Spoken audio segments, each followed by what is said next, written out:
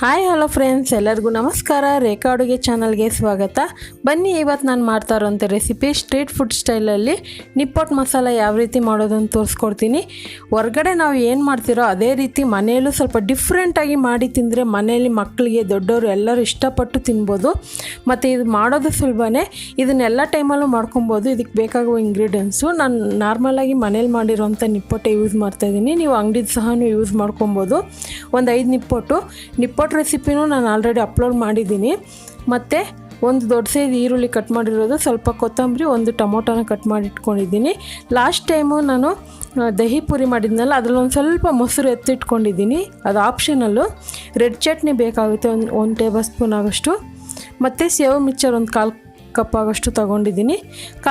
ಕಾಲು tea spoon ಜೀರಿಗೆ ಪುಡಿ, 1/4 teaspoon chaat masala, 1/4 teaspoon ಖಾರದ ಪುಡಿ ತೊಗೊಂಡಿದ್ದೀನಿ. ಒಂದು ಅರ್ಧ ನಿಂಬೆಹಣ್ಣು, ಒಂದು 2 ಟೇಬಲ್ ಸ್ಪೂನ್ ಕಡಲೆಬೀನು, ಒಂದು ಸ್ವಲ್ಪ ಎಣ್ಣೆ ಹಾಕಿ ಫ್ರೈ ಮಾಡಿ ಇಟ್ಕೊಂಡಿದ್ದೀನಿ ಕಡಲೆ ಬೀಜನ.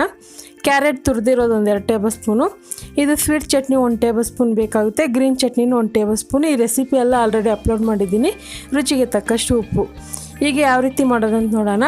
ನಾರ್ಮಲಾಗಿ ನಾವು ಹಬ್ಬಗಳಲ್ಲಿ ಮತ್ತು ತಿಂಡಿಗೆ ಯೂಸ್ ಮಾಡ್ತಿರಲ್ಲ ನಿಪ್ಪಟ್ಟು, ಇದೇನು ಡಿಫ್ರೆಂಟಾಗಿ ಏನಿಲ್ಲ. ನಿಮಗೆ ಮನೇಲಿ ಮಾಡೋಕ್ಕೆ ಟೈಮ್ ಇಲ್ಲ ಅಂದರೆ ಅಂಗಡಿಯಿಂದ ತಂದು ಸಹ ಮಾಡ್ಕೊಬೋದು. ಈಗ ಇದಕ್ಕೆ ನಾನು ಒಂದು ಪ್ಲೇಟಿಗೆ 4 ನಿಪ್ಪಟ್ಟು ಇಟ್ಕೊಂಡಿದ್ದೀನಿ. ಅದೇ ಸ್ಟ್ರೀಟ್ ಫುಡ್ ಸ್ಟೈಲಲ್ಲಿ ಮಾಡೋದಾದರೆ ಅವರು ಒಂದೇ ಪ್ಲೇಟಲ್ಲಿ ಒಂದು ದೊಡ್ಡ ಸೈಜ್ ನಿಪ್ಪಟ್ಟು ಮಾಡಿರ್ತಾರೆ, ನೀವು ಆ ಸೈಜಲ್ಲೂ ಮಾಡ್ಕೊಬೋದು.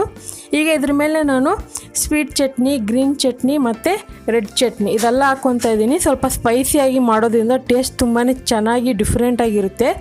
ಇದು ತಿನ್ನೋವಾಗ ಕ್ರಿಸ್ಪಿಯಾಗಿ, ಹಾಗೆ ಆ ಮಸಾಲೆ ಜೊತೆಗೆ ಸಾಫ್ಟಾಗಿ ಸೂಪರಾಗಿರುತ್ತೆ ಟೇಸ್ಟ್ ಅಂತೂ. ಈಗ ಇದಕ್ಕೆ ಕಟ್ ಮಾಡಿರೋಂಥ ಈರುಳ್ಳಿ ಹಾಕ್ಕೊತಾ ಇದ್ದೀನಿ. ಇದನ್ನು ನೀವೆಲ್ಲರೂ ಸ್ಕೂಲ್ಗಳಲ್ಲಿ, ಕಾಲೇಜಲ್ಲಿ, ಕಂಪ್ನಿಗಳಲ್ಲಿ ವಿತೌಟ್ ಫೈರ್ ಕುಕ್ಕಿಂಗ್ ಇದ್ದಾಗ ಇದನ್ನು ಯೂಸ್ ಮಾಡ್ಕೊಬೋದು ನೀವು. ನೋಡಿ, ಈಗ ಇದಕ್ಕೆ ಟೊಮೊಟೊ, ಕ್ಯಾರೆಟ್ ತುರಿ ಅದೆಲ್ಲ ಹಾಕ್ಕೊತಾ ಇದ್ದೀನಿ. ಮತ್ತು ಇದಕ್ಕೆ ಕಾಂಗ್ರೆಸ್ ಕಡಲೆಬೀಜ ಹಾಕ್ತಾರೆ. ನಾನು ನಾರ್ಮಲಾಗಿ ಮನೇಲಿರೋಂಥ ಕಡಲೆಬೀಜನ ಫ್ರೈ ಮಾಡಿ ಯೂಸ್ ಮಾಡಿದ್ದೀನಿ. ನಿಮಗೆ ಕಾಂಗ್ರೆಸ್ ಕಡಲೆಬೀಜ ಬೇಕ್ರಿಯಲ್ಲಿ ಸಿಕ್ಕಿದ್ರೆ ಯೂಸ್ ಮಾಡ್ಕೊಳ್ಳಿ, ಇಲ್ಲಾಂದ್ರೆ ಆ ರೆಸಿಪಿನೂ ನಾನು ಮನೇಲಿ ಮಾಡಿದ್ದೀನಿ, ನೀವು ನೋಡಿಲ್ಲ ಅಂದರೆ ಚೆಕ್ ಮಾಡ್ಕೊಳ್ಳಿ. ಈಗ ಇದಕ್ಕೆ ಮೊಸರು ಹಾಕ್ಕೊತಾ ಇದ್ದೀನಿ. ಮೊಸರು ಹಾಕಲ್ಲ, ಸೊ ನನಗಿಷ್ಟ ಆಯಿತು ಅಂತ ನಾನು ಹಾಕ್ಕೊತಾ ಇದ್ದೀನಿ. ನೀವು ಬೇಕಂದ್ರೆ ಹಾಕ್ಕೊಳ್ಳಿ, ಇಲ್ಲಾಂದ್ರೆ ಸ್ಕಿಪ್ ಮಾಡ್ಕೊಳ್ಳಿ. ಸೇವ್ ಮಿಕ್ಚರು, ನಿಮಗೆ ಈ ಮಿಕ್ಚರ್ ಸಿಕ್ಕಿಲ್ವಾ, ಖಾರ ಬುಂದಿ ಸಿಗುತ್ತಲ್ವ, ಅದಾದರೂ ಯೂಸ್ ಮಾಡ್ಕೊಳ್ಳಿ. 2ರಲ್ಲಿ ಖಾರ ಬುಂದಿನ ಟೇಸ್ಟ್ ಚೆನ್ನಾಗಿರುತ್ತೆ. ಈಗ ಇದ್ರ ಮೇಲೆ ಕಡಲೆಬೀಜ ಹಾಕ್ಕೊತಾ ಇದ್ದೀನಿ. ಕಡಲೆಬೀಜ ಕೂಡ ಆಪ್ಷನಲ್ಲು, ಹಾಕಿದ್ರೆ ಟೇಸ್ಟ್ ಚೆನ್ನಾಗಿರುತ್ತೆ. ಕೊನೆಯಲ್ಲಿ ಕೊತ್ತಂಬರಿ ಹಾಕ್ಕೊತಾ ಇದ್ದೀನಿ.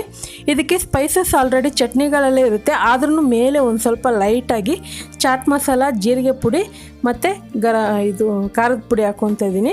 ಸೊ ಇದೆಲ್ಲ ಹಾಕ್ಕೊಳ್ಳೋಣ. ಬೇಕು ಅಂದರೆ ಒಂದು ಸ್ವಲ್ಪ ಉಪ್ಪು ಕೂಡ ಉದುರಿಸ್ಕೊಳ್ಳಿ. ಸಿಂಪಲಾಗಿ ಮನೆಯಲ್ಲಿ ಯಾರಾದರೂ ಜಾಸ್ತಿ ಮಕ್ಕಳು ಫ್ರೆಂಡ್ಸ್ ಬಂದಾಗ, ಇಲ್ಲ ಗೆಸ್ಟ್ ಬಂದಾಗ ನೀವೇನಾದರೂ ಸ್ನ್ಯಾಕ್ಸ್ ಮಾಡಬೇಕಂದ್ರೆ ಈ ಥರ ಚೂಸ್ ಮಾಡ್ಕೊಳ್ಳಿ, ತುಂಬಾ ಚೆನ್ನಾಗಿರುತ್ತೆ. ಖಂಡಿತ ಇವತ್ತು ಮಾಡಿರುವ ನಿಪ್ಪಟ್ಟು ಮಸಾಲೆ ರೆಸಿಪಿ ನಿಮಗೆಲ್ಲ ಇಷ್ಟ ಆಗಿದ್ದರೆ ನೀವು ಸಹ ಇದೇ ರೀತಿ ಟ್ರೈ ಮಾಡಿ, ಯಾವ ರೀತಿ ಬಂತಂತ ಕಮೆಂಟ್ ಮಾಡಿ. ಈ ರೆಸಿಪಿ ಇಷ್ಟ ಆದರೆ ಲೈಕ್ ಮಾಡಿ, ಶೇರ್ ಮಾಡಿ, ರೇಖಾ ಅಡುಗೆ ಚಾನಲ್ನ ಸಬ್ಸ್ಕ್ರೈಬ್ ಮಾಡ್ಕೊಳ್ಳಿ. ಈ ವಿಡಿಯೋ ನೋಡಿದ್ದಕ್ಕಾಗಿ ಎಲ್ಲರಿಗೂ ಧನ್ಯವಾದಗಳು.